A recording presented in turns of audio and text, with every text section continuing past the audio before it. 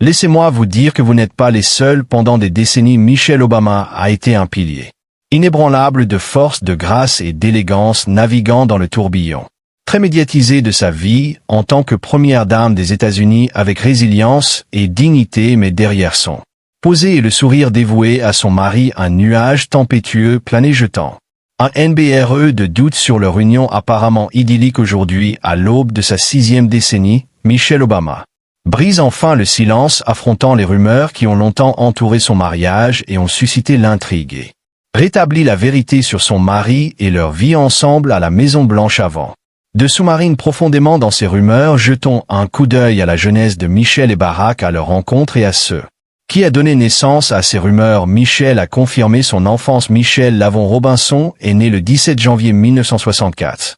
À Chicago, dans l'Illinois, elle est la fille de Fraser Robinson qui travaillait dans une usine de traitement des EOS de la ville et était capitaine d'un bureau électoral démocrate, et de Marion Shields Robinson, secrétaire au magasin Spiegel, catalogue. La mère de Michelle s'est consacrée à être femme au foyer à temps plein jusqu'à ce que sa fille atteigne l'âge du lycée. Les familles Robinson et Shields peuvent retracer leur lignée jusqu'à l'époque pré-guerre civile. Parmi les Afro-Américains vivant dans le sud des États-Unis, du côté de son père, elle est descendante du peuple Gua de la région de Low Country en Caroline du Sud. Son arrière-arrière-grand-père paternel, Jim Robinson, est né esclave en 1850 sur la plantation Friendsfield près de Georgetown en Caroline du Sud. Il a obtenu sa liberté à l'âge de 15 ans après la guerre civile. Ses membres de la famille paternelle d'Obama vivent encore dans la région de Georgetown. Son grand-père Fraser Robinson Jr. a construit sa maison en Caroline du Sud. Et après avoir pris sa retraite, lui et sa femme, la Vaugean, ont déplacé de Chicago vers la région de Low Country du côté maternel. Sa lignée inclut Melvinia Dos Shields, fils arrière-arrière-arrière-grand-mère, né esclave en Caroline du Sud, mais plus tard vendu à Henry Wall Shield, un fermier possédant une ferme de 200 acres dans le comté de Clay en Géorgie, près d'Atlanta. Le premier fils de Melvinia Dolphut et Shields, né pendant l'époque de l'esclavage vers 1860, était de descendance mixte. Les chercheurs ont utilisé des analyses ADN et d'autres sources pour suggérer que le père probable de Dolphut était Charles Marion Shields, un fils de 20 ans du propriétaire de Melvinia. Il existe des suggèrent que Melvinia et Charles ont peut-être maintenu une relation au fil du temps, étant donné que, après l'émancipation, Melvinia a eu 2 autres enfants métis et apprendra proximité de la famille Shields, adoptant finalement leur nom de famille avant de le changer plus tard. Melvinia s'abstenait généralement de parler du père de Dolphut avec les membres de la famille. Après la guerre civile, Dolphut Shields et sa femme Alice ont déménagé à Birmingham et à Alabama. Ils étaient les arrière-arrière-grands-parents de Robinson, dont les grands-parents se sont finalement installés à Chicago. De plus, certains de leurs descendants ont déménagé à Cleveland dans l'Ohio au cours du XXe siècle. Robinson, un fils passé enfance, a résidé au niveau supérieur d'une maison située au Seton 436 Sud Euclid Avenue dans le quartier de South Shore à Chicago, louée par ses parents à sa grande-tante qui occupait le raid. Selon Robinson, elle a grandi dans un foyer traditionnel où sa mère restait à la maison pendant que son père travaillait, et les repas en famille se tenaient généralement autour de la table à manger. Son école élémentaire était idéalement située à proximité, facilitant son accès. Robinson et sa famille s'adonnaient à des activités telles que jouer au Monopoly, lire et socialiser fréquemment avec les membres de la famille élargie des 2 côtés. Elle a reçu des cours de piano de sa grande-tante, professeur de piano, et a cultivé ses talents musicaux grâce à une pratique régulière. La famille Robinson assistait régulièrement au service religieux à l'église méthodiste unie de South Shore, située à proximité. De plus, la famille partait parfois en vacances dans une modeste cabane située à White Cloud, dans le Michigan. Robinson et son frère Craig, son aîné de 21 mois, ont notablement sauté la 2e année scolaire. Le père de Robinson était atteint de sclérose en plaques, ce qui l'a profondément affecté. Par conséquent, elle était résolue à éviter les ennuis et à exceller académiquement en 6e année. Michelle a rejoint une classe de surdoués à l'école élémentaire Bryn Mawr. Plus tard connue sous le nom de Boucher Academy, elle a ensuite fréquenté le lycée Whitney Young, le premier lycée à admission sélective de Chicago qui a été établi en tant qu'institution à Inscription sélective pendant son temps au lycée Whitney Young, elle était camarade de classe avec Santita, la fille de Jesse Jackson. Le trajet entre la maison de sa famille dans le South Side et le près de West Side où l'école était située représentait 3 heures de trajet aller-retour. Michelle se souvenait d'avoir été en anxieux quant à la manière dont les autres l'apercevaient, mais elle a choisi d'ignorer toute négativité et de l'utiliser comme motivation. Elle a évoqué des expériences de discrimination de genre en grandissant, notant des moments où les gens préféraient demander l'avis de son frère aîné plutôt que le sien. Michelle a maintenu une place sur le tableau d'honneur pendant toute sa scolarité, s'est inscrit à des cours de niveau avancé, a été membre actif de la Société nationale des honneurs et a occupé le poste de trésorière du conseil étudiant. Elle a terminé son éducation secondaire en 1981 en tant que deuxième élève de sa classe de finissant après l'obtention de son diplôme. Comment pensez-vous que la carrière de Michelle a commencé? Éducation et début de carrière. Robinson a décidé de s'inscrire à l'université de Princeton en 1981, encouragé par son frère. Elle a choisi une spécialisation en sociologie et une mineure en études afro-américaines, aboutissant à un baccalauréat et s'est obtenu avec distinction en 1985. Réalisation cesse académique incluant la rédaction d'une thèse de 99 pages traduite. Princeton a instruit des Noirs dans la communauté noire supervisée par Walter Wallace. Robinson se souvient que plusieurs de ses enseignants du lycée avaient tenté de la décourager d'y postuler, la mise en garde contre le fait de viser trop haut. Elle suggère que le fait d'avoir un frère qui avait été un étudiant brillant à Princeton ayant obtenu son diplôme en 1983 a peut-être aidé dans le processus d'admission, mais elle était déterminée à prouver ses capacités. Robinson a mentionné qu'elle se sentait submergée au cours de sa première année, ce qu'elle attribue au fait qu'aucun de ses parents n'avait terminé l'université et à son manque d'exposition à un environnement universitaire. La mère d'une colocataire blanche aurait tenté de faire réaffecter sa fille en raison de la race de Michelle. Selon Michelle, c'est à Princeton qu'elle a commencé à être plus consciente de son appartenance ethnique malgré les efforts de ses pairs et de ses professeurs pour interagir avec elle. Elle ressentait encore un sentiment de détachement sur le campus. De plus, il y avait des préoccupations liées à la classe socio-économique. Michelle se souvient de sa surprise en rencontrant des étudiants universitaires qui possédaient des BMW, un mode de vie auquel elle n'était pas habituée en grandissant pendant son séjour à Princeton. Robinson s'est activement impliqué dans le Third World Center, aujourd'hui connu sous le nom de Carla Field Centre. Ce groupe académique et culturel offre un soutien aux étudiants issus de minorités.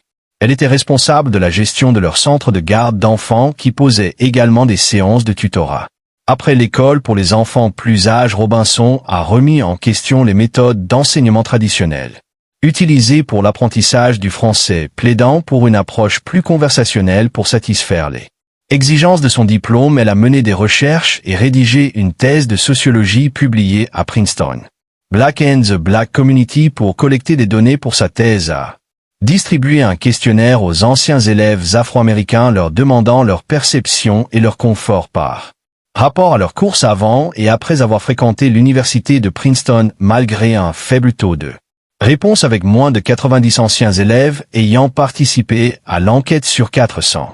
Les destinataires, les conclusions de Robinson ne correspondaient pas à son hypothèse initiale selon laquelle les diplômés noirs conservaient des liens forts avec la communauté afro-américaine, même après avoir fréquenté une université d'élite avec tous les avantages associés. Robinson s'est consacré à poursuivre ses études et a obtenu avec succès son diplôme de juriste Dr. J.D. de la Harvard Law School en 1988. Selon le biographe Bon, Robinson a montré une nouvelle confiance lorsqu'elle a postulé à la Harvard Law car elle croyait fermement qu'elle méritait sa place dans le programme à Harvard. Elle a été mentorée par Charles Ogulray qui a noté qu'elle avait résolu le conflit interne qu'elle avait rencontré à Princeton, à savoir s'en tenir aux attentes de ses parents ou maintenir son identité. À Princeton, elle a finalement réalisé qu'elle pouvait embrasser à la fois son intelligence et son identité noire pendant son séjour à l'université Harvard. Robinson a participé à des manifestations en soutien au recrutement de professeurs issus de communautés minoritaires.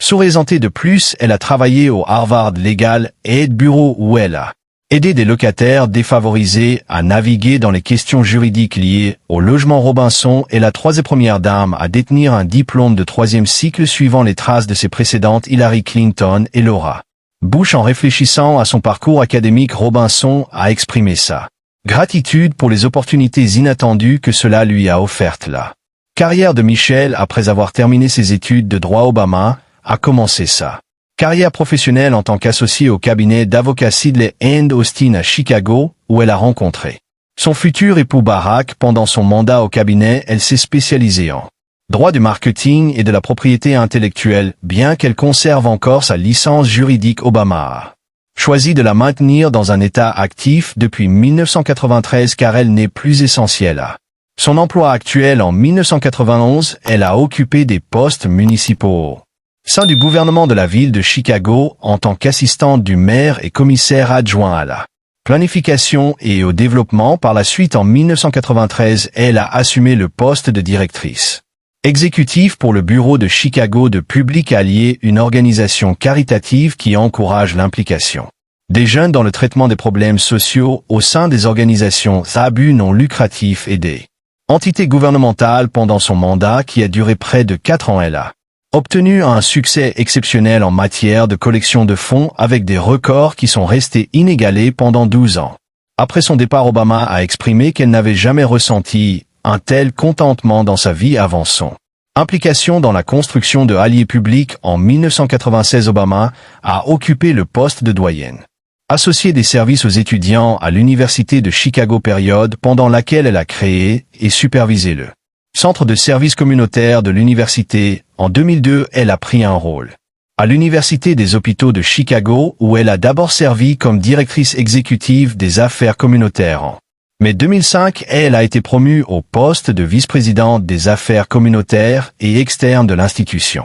Pendant la campagne primaire de 2008, elle a maintenu son rôle à l'Université des hôpitaux de Chicago mais a réduit ses heures à temps partiel afin de consacrer plus de temps à ses filles et de soutenir la campagne politique de son mari. Par la suite, elle a décidé de faire une pause temporaire dans son emploi.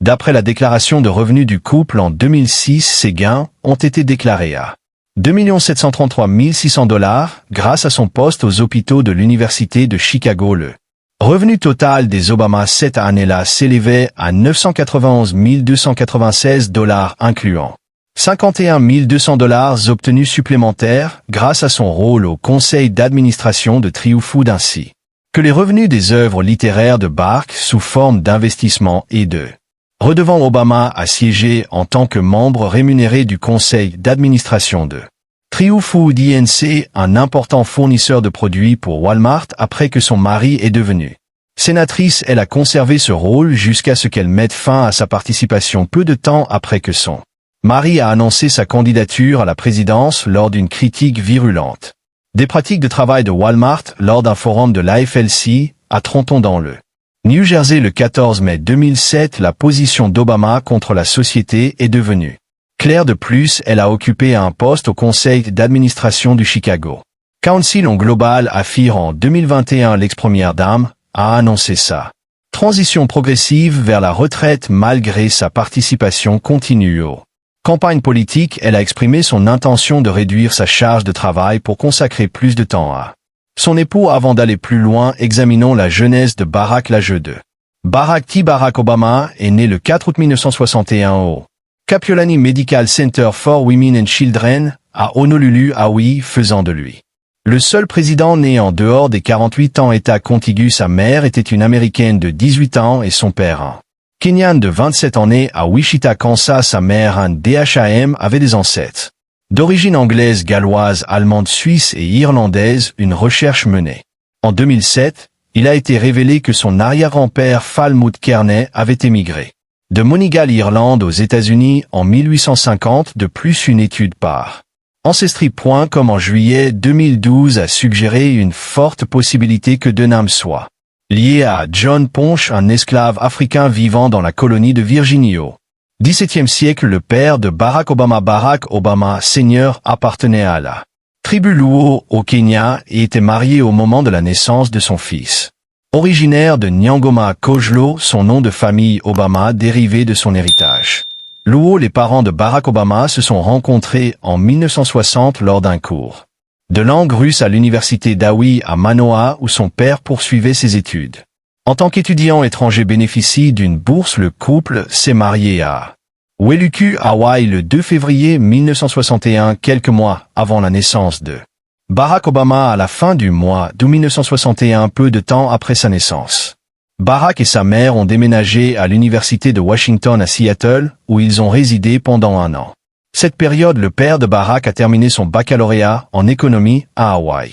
Obtenant son diplôme en juin 1962, par la suite, il est parti à l'université Harvard avec une bourse pour poursuivre une maîtrise en économie. Les parents d'Obama se sont séparés en mars 1964. Obama Senior est retourné au Kenya en 1964 où il s'est remarié pour la 3e fois et a obtenu un poste d'analyste économique principal au ministère des Finances du gouvernement Kenyan. Il n'a rendu visite à son fils à Hawaï qu'une seule fois pendant Noël en 1971 avant de tragiquement décéder dans un accident de voiture en 1982 alors qu'Obama avait 21 ans. Réfléchissant à son enfance, Obama a noté que le contraste saisissant entre l'apparence de son père et celle des gens autour d'eux lui ne lui avait guère marqué l'esprit dans sa jeunesse. Il a détaillé les défis auxquels il a été confronté en tant que jeune adulte pour réconcilier les perceptions sociétales de son originaire mixte en 1963. Rêve d'une rencontre avec Lolo Setoro à l'université d'Hawaï. Lolo était un étudiant indonésien en géographie au East-West Centre. Le couple s'est marié le 15 mars 1965 après avoir obtenu 2 prolongations d'1 an de son visa J1. Lolo est parti pour l'Indonésie en 1966. Son épouse et son beau-fils l'ont rejoint 16 mois plus tard en 1967. Initialement, la famille vivait dans le quartier de Mantan Daem dans le district de Tibet dans le sud de Jakarta. À partir de 1970, ils ont déménagé dans un quartier plus aisé situé dans le district de Mantan au centre de Jakarta. À l'âge de 6 ans, Barack Obama et sa mère ont déménagé en Indonésie pour rejoindre son beau-père. De 6 à 10 ans, il était inscrit dans des écoles sous le nom de Bari et a participé des établissements locaux en langue indonésienne Seolah Dasar catholique, Santo Franciscus Assisi, école élémentaire catholique Saint-François d'Assise pendant 2 ans et Seolah Dasar Negeri Mantan Zérien, école élémentaire publique Mantan Zérien pendant 1 an et demi, accompagné de cours à domicile en anglais dispensés par l'école Calvaire fournie par sa mère. En raison de sa résidence à Jakarta pendant 4 ans, il a acquis une certaine maîtrise de la langue indonésienne. Pendant son enfance en Indonésie, le beau-père d'Obama lui a enseigné des leçons de résilience et lui a donné une compréhension réaliste du fonctionnement du monde. En 1971, Obama est retourné à Honolulu et a vécu avec ses grands-parents maternels, Madeleine et Stanley Dham. Il a fréquenté l'école Punahou, une institution privée exclusive de la 5e. Sa remise de diplôme en 1979 grâce à une bourse qu'il a reçue. Pendant ses années de lycée, Obama a continué à utiliser le nom Bari jusqu'à son voyage au Kenya en 1980. Entre 1972 et 1975, Obama a vécu à Hawaï avec sa mère Andam et sa demi-sœur Maya Setoro, tandis que sa mère poursuivait un diplôme d'études supérieures en anthropologie à l'université d'Hawaï. En 1975, Obama a décidé de rester à Hawaï même après que sa mère et sa sœur soient retournées en Indonésie pour que sa mère puisse commencer son travail de terrain en anthropologie. Sa mère a passé une grande partie des 2 décennies suivantes en Indonésie, finalisant le divorce de son fils avec Lolo Sutoro en 1980 et obtenant finalement un doctorat en 1992. Tragiquement, elle est décédée en 1995 à Hawaï après un traitement infructueux pour un cancer de l'ovaire et de l'utérus. Pendant son séjour à Honolulu, Obama a exprimé par écrit que l'opportunité offerte par Hawaï de s'engager avec diverses cultures dans une atmosphère harmonieuse avait façonné considérablement ses perspectives, servant de fondement aux principes qu'il chérissait le plus. Obama a également révélé avoir consommé de l'alcool, de la marijuana et de la cocaïne pendant son adolescence comme un moyen d'échapper aux interrogatoires sur son identité. De plus, Obama était affilié à la Shingang, une référence familiale à un groupe d'amis qui se réunissait pour consommer de la marijuana. Mitchell a rencontré Barack Obama chez Sidley Austin LLP, un cabinet d'avocats où il était parmi les rares Afro-Américains présents. Certaines sources suggérant qu'ils n'étaient que deux bien que d'autres. Les employés de la même ethnie travaillaient dans des départements séparés. Robinson a été chargé de guider Obama pendant son stage d'été. Leur première interaction a eu lieu lors d'un déjeuner d'affaires suivi de leur participation à un rassemblement d'une organisation communautaire où Obama a fait une impression positive durable sur Robinson. Michelle avait exprimé à sa mère son intention de se concentrer uniquement sur sa carrière avant de rencontrer Obama. Leur premier rendez-vous consistait à regarder le film de Spike Lee The Right Thing en 1989. Selon Barack Obama, leur attraction mutuelle au début provenait de leur caractéristiques contrastées. Michelle ayant eu une éducation stable dans un foyer à deux parents tandis qu'il avait une personnalité plus aventureuse. Leur mariage a eu lieu le 3 octobre 1992. Après une fausse couche, Michelle a eu recours à la fécondation in vitro pour concevoir leur fille Malia, née en 1998, et Natasha, surnommée Sacha, née en 2001. La carrière politique de Barack Obama se caractérise par une série de réussites novatrices et d'impact considérable sur la politique américaine. Il est né le 4 août 1961 à Honolulu, Hawaï, et son engagement en politique a commencé après qu'il ait terminé ses études à la Harvard Law School, où il a obtenu la distinction d'être le premier président afro-américain de la Harvard Law. Revient Obama a commencé sa carrière professionnelle en tant qu'organisateur communautaire dans la ville de Chicago avant de passer à une carrière d'avocat en droit civique. Son aventure en politique a commencé en 1996 lorsqu'il a réussi à obtenir un siège au Sénat de l'État de l'Illinois. Pendant son mandat au Sénat de l'État, Obama s'est concentré sur l'amélioration des prestations de santé, la promotion des initiatives d'éducation de la petite enfance et le plaidoyer pour des réformes au sein du système de justice pénale. Son approche en tant que législateur était caractérisée par un style pragmatique et articulé qui lui permettait de collaborer efficacement avec des personnes de diverses affiliations politiques. En 2004, Barack Obama a connu une augmentation significative de sa stature politique après son discours clé à la Convention nationale démocrate. Ce discours a considérablement accru sa reconnaissance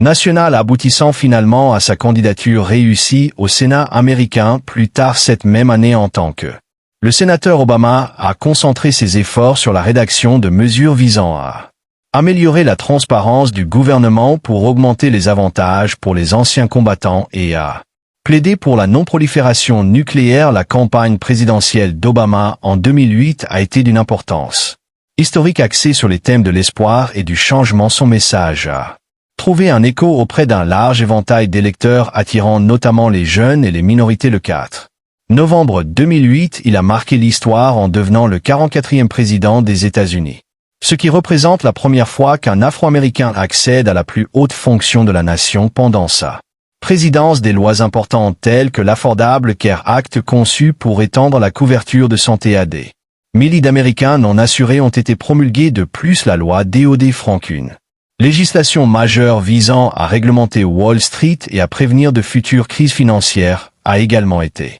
adoptée sous son mandat. Obama, réélu pour un second mandat en 2012, a continué à soutenir des initiatives progressistes telles que les efforts pour lutter contre le changement climatique, la réforme de la politique d'immigration et la promotion de l'égalité du mariage. Pendant sa présidence, il a mené à bien la mission qui a conduit à l'élimination d'Oussama Ben Laden et a joué un rôle clé dans la sécurisation de l'accord nucléaire iranien, faisant partie de ses réussites en politique étrangère. À la fin de son mandat présidentiel en 2017, Obama a continué d'avoir un impact sur les débats publics en utilisant sa fondation et de nombreuses interventions publiques. Maintenant, parlons de la famille entière. La famille Obama résidait dans le quartier South Side de Chicago, où Barack a travaillé comme professeur à la faculté de droit de l'Université de Chicago. Il a été élu au Sénat de l'État en 1996 et plus tard au Sénat des États-Unis en 2004. Au lieu de déménager à Washington, D.C. après l'élection de Barack, ils ont choisi de rester à Chicago,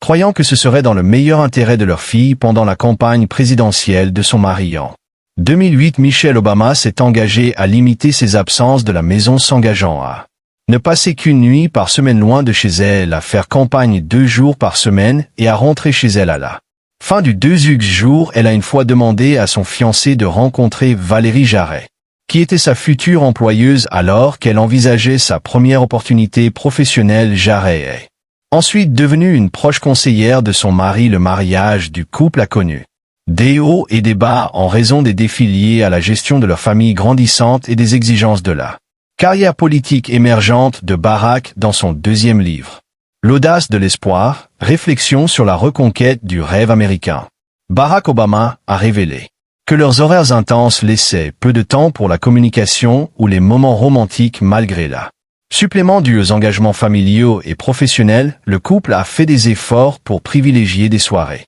régulières en amoureux. Lorsqu'ils vivaient à Chicago, les filles des Obama ont été inscrites dans les écoles de laboratoire de l'Université de Chicago, une institution privée. Michelle, en tant que membre du conseil de l'école, a défendu la diversité au sein du corps étudiant, alors que d'autres membres du conseil affiliés à l'Université de Chicago souhaitaient privilégier les admissions pour les enfants des professeurs de l'université. Cette défense a finalement conduit au développement d'un plan visant à élargir l'école pour accueillir davantage d'élèves. Après leur déménagement à Washington, DC, Malia et Shah ont fréquenté l'école Sidwell Friends tout en ayant également envisagé l'inscription à Georgetown Day School.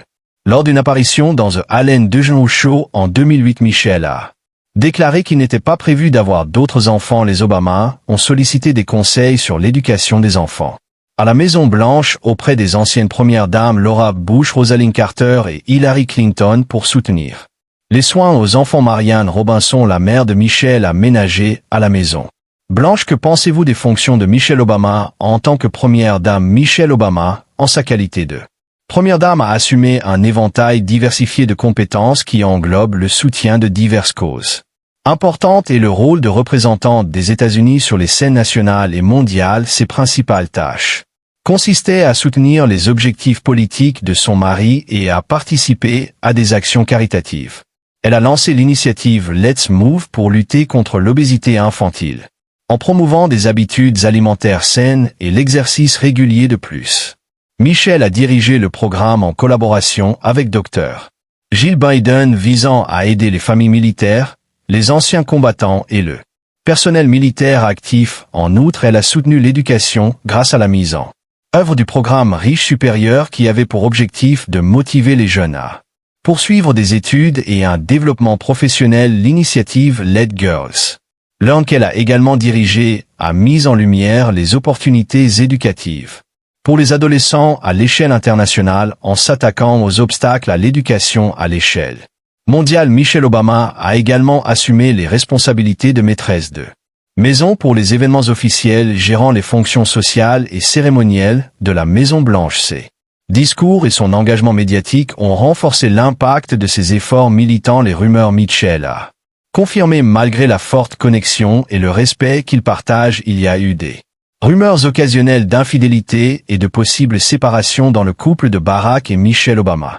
Michelle Obama a ouvertement discuté des défis qu'ils ont rencontrés dans leur mariage, partageant, dans une interview avec elle, qu'ils avaient suivi une thérapie de couple pour renforcer leur lien. Cette franchise a souligné leur concentration l'un envers l'autre et leurs efforts conjoints pour surmonter les difficultés avant d'épouser Michelle.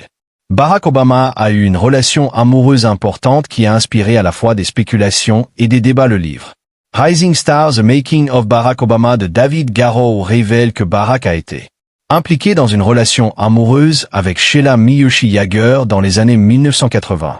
Yager, actuellement professeur au Oberlin College, s'est souvenu de leur lien émotionnel, fort, mentionnant qu'il partageait un espace de vie. Cette relation proche a évoqué des soupçons selon lesquels Barack aurait pu être impliqué avec Yager au début de sa relation avec Michelle. La relation de Barack avec Yager était significative au point qu'il lui a demandé sa main à 2 reprises, mais elle a refusé chaque fois en raison de sa jeunesse et des préoccupations de sa famille. Leur relation, qui s'est terminée en 1987 alors que Barack se concentrait sur ses ambitions politiques et que Yager s'installait en Corée du Sud, a constitué un chapitre important dans sa vie personnelle. Peu de temps après leur séparation, Barack a rencontré Michelle Robinson, une rencontre qui aurait un impact profond sur sa vie en tant que superviseur de Barack dans un cabinet d'avocats à Chicago. Michelle a rapidement impressionné Barack par son attrait physique et son acuité intellectuelle menant à leur relation amoureuse.